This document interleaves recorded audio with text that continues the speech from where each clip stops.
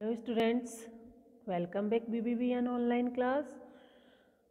बच्चों, आज हम करेंगे कुछ शब्दों को देख करके उनसे वाक्य निर्माण। जैसे आपके कोई भी चैप्टर ले लीजिए, कुछ भी ले लीजिए, कुछ शब्द ले लीजिए आप।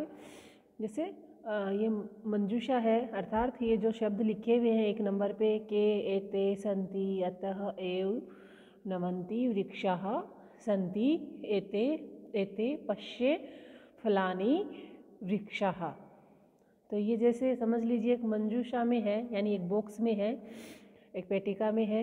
इन शब्दों को लेकर आपको वाक्य बनाने हैं। ये मैंने ना जंबल डंबल कर दिए, उल्टे पुल्टे कर दिए वाक्य बनाए हुए, ऐसे इधर उधर इन शब्दों को कर दिए।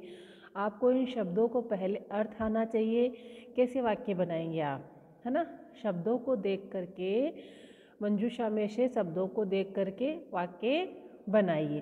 तो वाक्य बनाने के लिए छोटे छोटे ही बनाने हैं आपको। बनाने के लिए सबसे पहले जो ये शब्द हैं, इनके आपको अर्थ आने चाहिए। कैसे बनाएंगे आप? इनके आपको अर्थ आने चाहिए। जैसे के का मतलब, तो के का अर्थ आना चाहिए आपको। कह कऊ के, कह का को होता है कौन के लिए यूज होता है, एक के लिए, ठीक है। कऊ दो लोगों के लिए पूछने के लिए, दो कौन, है ना। और के बहुत सारे जो होते हैं उनके लिए पूछने के लिए। तो अनेक जो होते हैं उनको क्वेश्चन पूछने के लिए कि कौन, है ना। वे सब कौन यानी बहुत सारे के लिए। एते, है ना, एते का वे भी बहुत सारे, है ना। एते यानी बहुत सारे, ठीक है। जैसे एतत यानी यह, एते यानी ये दो, और एतानी उसमें तो एतानी आ गया बहुत सारे।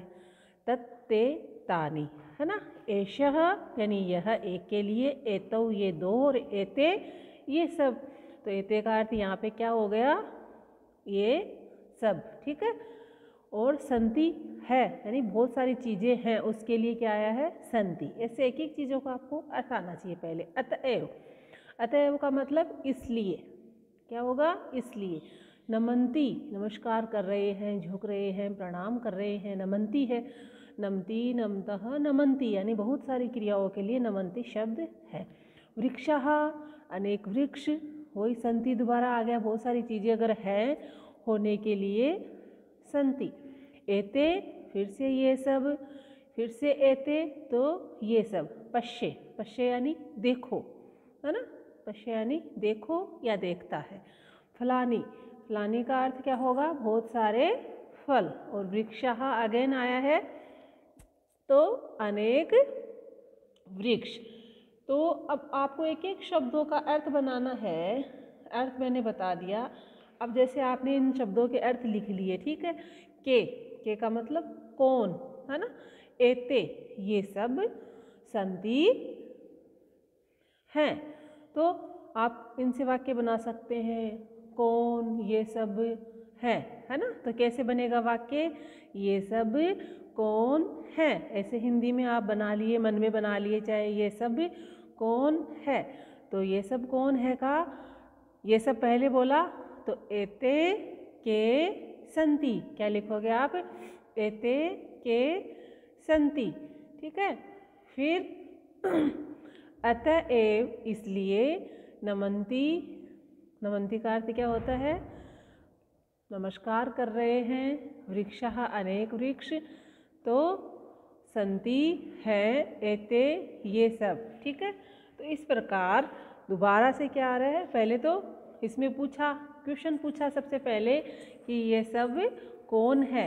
तो क्या, एते के संति, ये सब कौन है। तो उसका उत्तर हम क्या देंगे, ये सब वृक्ष हैं।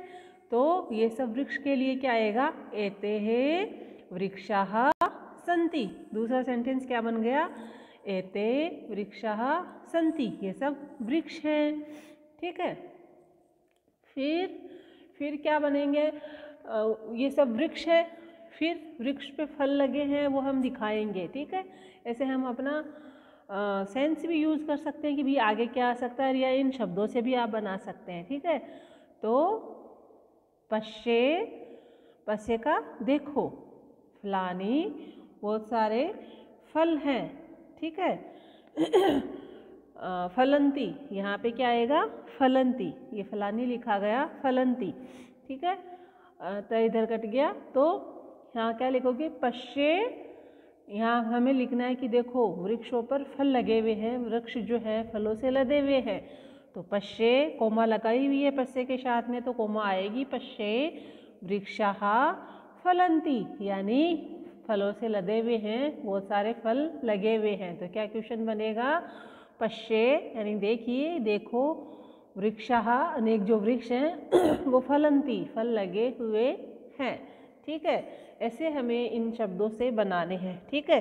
फिर क्या बच गया अपना, अतएव और एते, एक शब्द एते बच गया, और नमंती, तो इन पे फल लगे हुए हैं।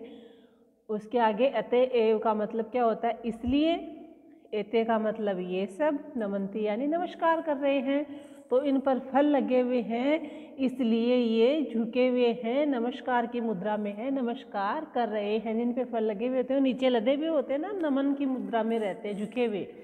तो अतएव एते नमंती, क्या बनेगा सेंटेंस। मैं वीडियो के एंड में सारे सेंटेंस एक साथ बनाए हुए इसके आपको शो कर दूंगी। ये आपकी बुक में से ही है, पाठों के जो आपके चैप्टर्स है ना, उनके ही अंदर से ये सब चीज़ें हैं, मैंने इधर उधर इनको कर दिया है।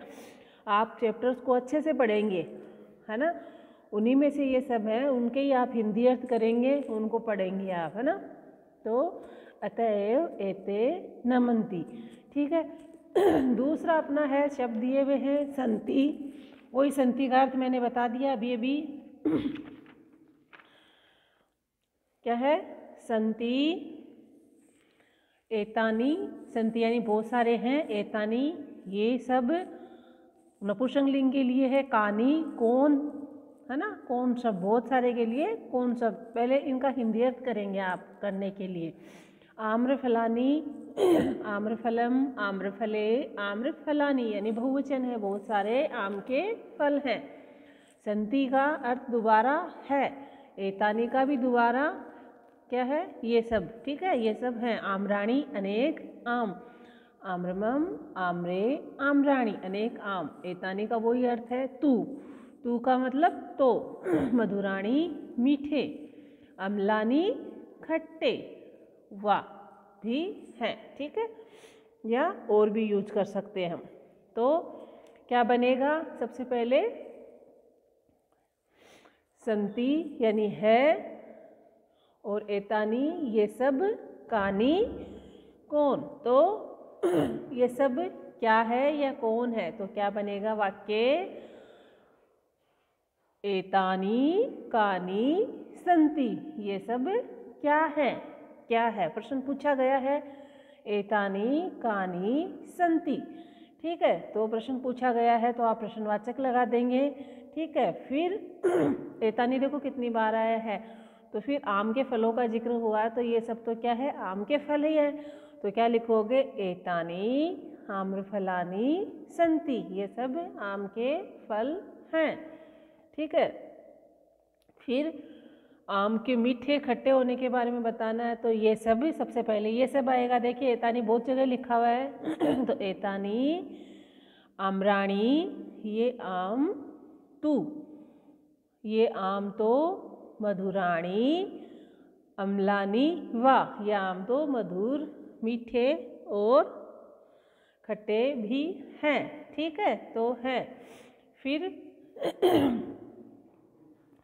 आप वाह के प्रश्नवाचक लगा हुआ है तो आप प्रश्न कर सकते हैं, एतानी आम्राणी मधुराणी अम्लानी वाह। इसमें पूछा है, पूछना आपको प्रश्नवाचक लगाया मैंने, वाह के इसलिए लगाया कि ये आम क्या खट्टे हैं या मीठे हैं, है ना, ऐसे प्रश्नवाचक है। खट्टे हैं, वाह का मतलब या और कुछ भी अथवा, है ना, खट्टे हैं या मीठे हैं। तो क्या है आम, एतानी आम्राणी मधुराणी संति, ये आम तो क्या है, मीठे हैं, ठीक है। एतानी, एतानी यानी ये सब, तू यानी तो, मधुराणी, एतानी तू मधुराणी यानी ये तो मीठे हैं, ठीक है। इस प्रकार आपको इनसे वाक्य बनाने, इधर उधर से। आप ज़रूरी नहीं है कोई सा शब्द, मतलब उनकी क्रिया, सर्वनाम सबका अगर एक वचन है तो एक वचन होना चाहिए, बहुवचन है तो बहुवचन होना चाहिए, तीनों चीज़ें इसमें मिलनी चाहिए। आप कैसे भी बनाइए, कोई भी वाक्य बनाइए चाहिए। मैंने बोला ज़रूरी नहीं है आप वही वाक्य बनाएं, आप कुछ भी वाक्य बनाएं, लेकिन सेंटेंस जो है, वाक्य जो है पूरा आपका सही होना चाहिए। उसमें कर्ता, क्रिया, सर्वनाम जो भी है वो तीनों उसमें एक जैसी होनी चाहिए, कुछ भी उसमें अलग नहीं होना चाहिए। ठीक है, ओके, बाय, थैंक यू।